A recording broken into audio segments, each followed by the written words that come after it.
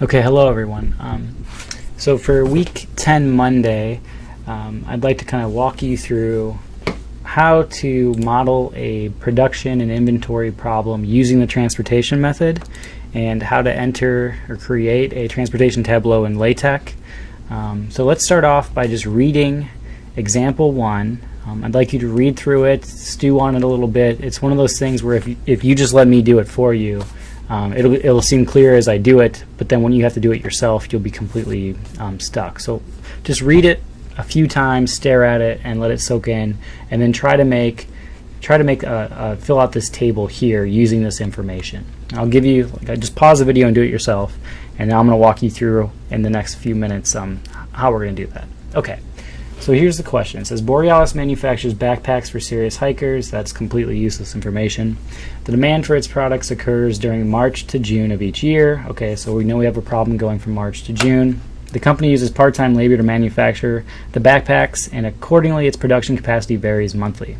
It is estimated that Borealis can produce 50 backpacks, 180, 280, and 270 in the months of March through June. So it's going to make 50 backpacks in the month of March. It's going to make 180 in the month of April, 280 in the month of May, and then 270 in the month of June. So that information, since that's what they're making, that tells me that's probably going to be their supply for each month. So I might go through and just say that in March, I'm going to have a 50. Let me compile that and see if that worked. Yeah, you can see that 50 showed up there, so I might just put that information in now. So 50, 180, let's see here, 280, and finally, let me compile and make sure these are going in the right spots. And then finally, it was 270, I think, 270 units, yeah. Okay. And so that might seem a little confusing, but if you know that this double slash in LaTeX is new line, then you know that this is what I'm doing is I'm filling in the last box in each one of those lines. And so that's how I knew where the 50, 180, and 280 and 270 should go. Okay, let's see what else it says here. It is estimated that that's what they can produce. We just read that. Because the production capacity for the demand for the different months do not match, a current month's demand may be satisfied in one of 3 ways. You can satisfy the demand in the current months. That would be like if you make a backpack in March and you sell it in March. 2 is surplus production in an earlier month. That'd be where you made a backpack in March and then you sold it in April. And the 3rd is surplus production in a later month. That's back ordering. So that would be you need to satisfy March's demand but in April. And so if you do that, obviously it's bad and you're going to end up paying a penalty, as we're about to see. So in the first case, if you produce in March and sell in March, then it's going to cost you $40 for the backpack. The second case incurs an additional holding cost of 50 cents per backpack per month. So if you produce a backpack in March and you don't sell it until April, you have to pay a 50-cent storage fee. So if it costs you $40 here, it's going to cost you $40.50 here. Okay, hopefully that makes sense. And in the third case, if you're back ordering, then it's going to cost you $42 because you pay a $2 fee on top of the $40 it costs to produce the backpack. So hopefully you can kind of see how to fill this in now. You're going to put a 40 in the top left corner, and this command here is saying you have the big box here is the first entry, and the second entry is what goes up in the top corner. So I know that over here should be 40.50. Okay, so again, the interpretation here is it costs you 40 cents or $40 to make a backpack, and then if you have to store it for a month, it costs you another 50 cents. So then it ends up costing $40.50. And so hopefully in May you can see that this is going to cost you how much? $41. Okay, $41 to make a backpack in March and sell it in May. And then to make a backpack in March and sell it in June, that's going to be $41.50. So that's the first row of costs. For if you make a backpack in April and sell it in March, that's back ordering, that's going to be $42 because you have to pay that $2 back ordering fee or something. Okay, and then if you make a backpack in April and sell it in April, well, that's $40 because you're selling it in the month that you produced it. And then again, this will be $40.50 if you make a backpack in April and sell it in May. So there was just a 50-cent storage fee for the 1 month. And if you store it for 2 months, it'll cost you $41. Okay, so take that time and fill out the rest of this table. you should end up with something that looks like this. And here I'm using the verbatim command that allows me to comment out big blocks of text. So I have the completed table already filled out here. Okay, and I guess what I didn't tell you is that you need to read what the demands were. Demands were 100, 200, 180, and 300, and so those went down here in the last column, and that's where I had commands bottom box. So bottom box 100, bottom box 200, bottom box 180, bottom box 300. I think the bottom box just makes these smaller, skinnier rows, I guess. Okay, so this is a transportation tableau modeling this problem. The idea here is that this production inventory problem is the same as a transportation problem, in that you could just have a bipartite graph with a bunch of nodes over here and a bunch of nodes over here, and then satisfying demand in different months is picking edges in those different edges in that bipartite graph. I'm not going to draw that right now, but that's the idea here. Okay, so now we need to start coming up with a feasible solution, and to do that you could, and especially in this problem, it makes sense just to use the northwest method, because you need to satisfy March's demand first. So what you're going to do is you're going to look at the supply and you're going to look at the demand, and you're going to take the smaller of those and fill in this box. So between 50 and 100, what can we do? We can put in a 50 there. So the inner box gets 50, and I compile. And then I could cross that out and make that a 0, cross this out and make that 100. Okay, so like I said, what you'd want to do is you would like to put a 50 here, and then you would cross out this 50 and make it a 0. And so in LaTeX, one way you could do that is to do, you have to use the sol package, but then you can do strike through. ST stands for strike through. That crosses out the 50, and then you would put a 0 there. And maybe if you wanted to draw attention to the fact that you just made that change, you could also like change color, like text color red, which I think in this in my template I made a shorthand for text color red is just TCR. Yeah, so I've crossed out the 50, I made that a 0, and then I could cross out the 100, and maybe I'll make that, cross out 100 and make it a 50. Okay, so hopefully you're finding that kind of cool. You think that's kind of neat. Okay, that's interesting. I'm going to put it there. Okay, so then what we're going to do is we're going to need to put a 50 here, because I still have a demand of 50, and so I'm looking at the 50 and the 180, and I'm saying 50 is smaller, so I'll put a 50 there. So now I need to find that in my table. I guess that would be here, 50.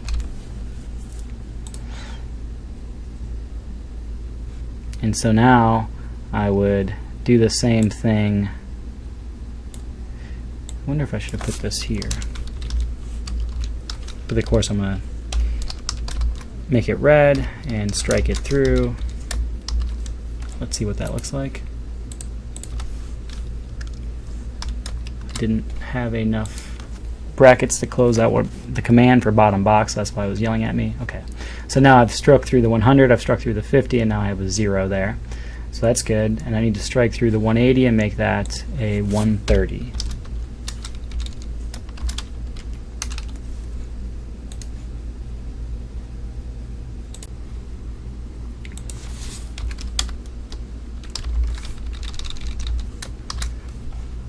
Okay, so now I've made that red, and I've struck it out and made it 130. Okay, so now we just proceed in that fashion. So you need to look at 130 and 200. Well, what does that mean? Well, we can only produce as many as 130, so we're going to put 130 there, which is going to be one to the right of what we just filled in. The one we just filled in was where? Right there, I think. So this one will become 130. Let me check to make sure that worked out. Good, it appeared there. So there's 130. So now I need to strike out that 130, which might be easier is to copy and paste the code I had and plug in 130 there. And then that becomes a 0. Okay, and then I needed to subtract 130 from the 200 down in the bottom. So I'm just going to paste in that code strike out the 200, subtract 130, so I should have 70 left. I think I want it there. Right, scratch out the 200, put a 70, and now I need to look at my table. I've basically killed that row and this column. I still have 70 left in this column, so I'm going to put a 70 there, which is the 42 in the next row. So 70 goes here. Recompile, and you should see a 70.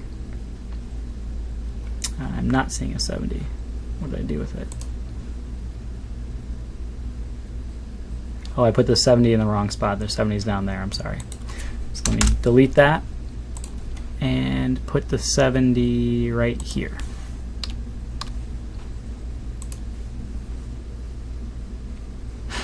Okay, so now we have 70 there.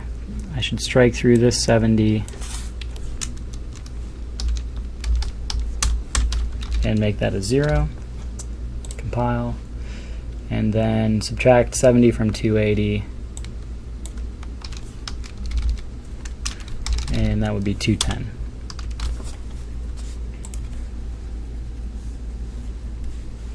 Okay, and then the smaller of 210 and 180 is 180, so I'll put a 180 there. So where's that 70 that I had? It was right here, so the next one is 180.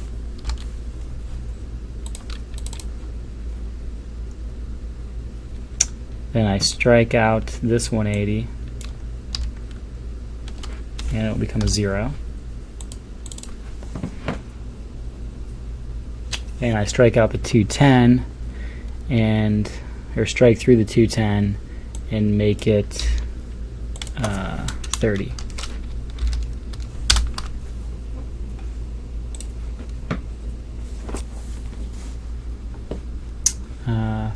$30, not 3. Okay. And we're almost done. So now, of course, I'm going to put a 30 here and then a 270 there. So this was a balanced transportation problem, so that's good.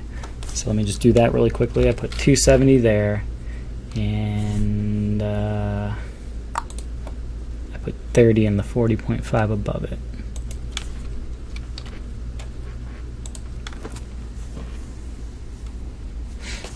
Okay. And then I need to strike through that 30 and make it a 0. Strike through the 300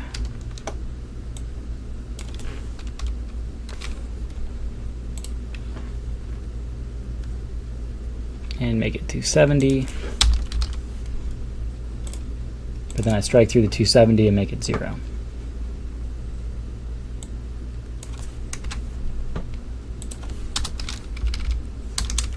So you can see here that it's a lot of copy and paste and recompiling just to make sure that I'm not like creating an error. Because if you create an error and you haven't compiled in a while, it's going to be totally crazy trying to figure out where it is. And I'm not sure what's going on with the alignment there. So let me just undo some things and see what happens. Yeah, I don't know what's going on with that. I guess maybe I'll just put a 0 there. Is that going to be okay?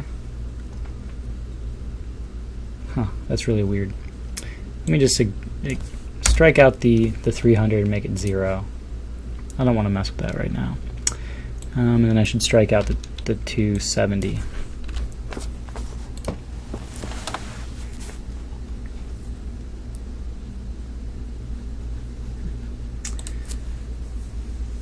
And make it a 0.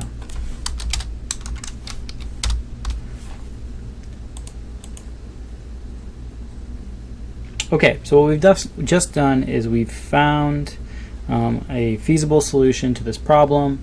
We're going to make 50 backpacks in March and sell all 50 of them. Then we're going to have to back order 50 and then make 130 in April and sell them in April. And now we're good so far as demand. But then we have to, or no, we're not good. We've only made 130, so we have to back order another 70 to meet our demand of 200 for the month of April. And then we can produce 180 more backpacks in the month of May and sell them in the month of May, and then we're actually up to schedule. We don't have to back order anymore. In fact, we have a surplus of 30 that we can then sell the following month in June, and then we have to produce another 270 in June, and then we've fulfilled our demand for the year because this was a balanced transportation problem. So then the total cost of this feasible solution is 50 times 40, 50 times 42, plus 130 times 40, plus 70 times 42, and so on. So it's going to be a sum product. And so I might just tell you, here's how I would model this. Here's how I would model this using Excel. I would again just have, well, I had March, April, May, June. I called 1, 2, 3, 4. I have the same prices here, and I have the capacity or supply and then demand there. And then what I do is I start off by making these all 0.